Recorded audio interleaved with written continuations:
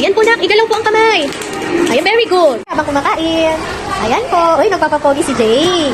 Okay po. So, kumain lang po, ha? Ako, kumain na. Yes po. Ay, galing naman. Ready, lakad.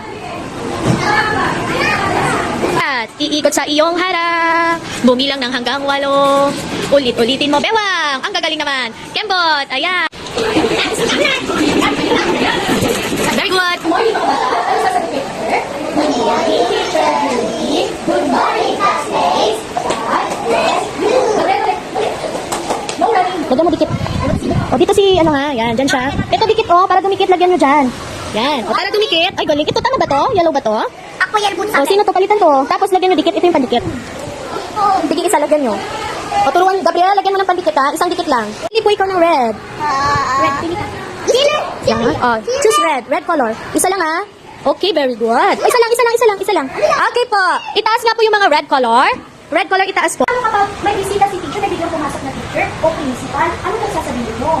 Good morning.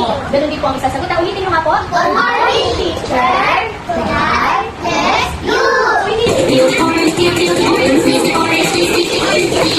O, tayo.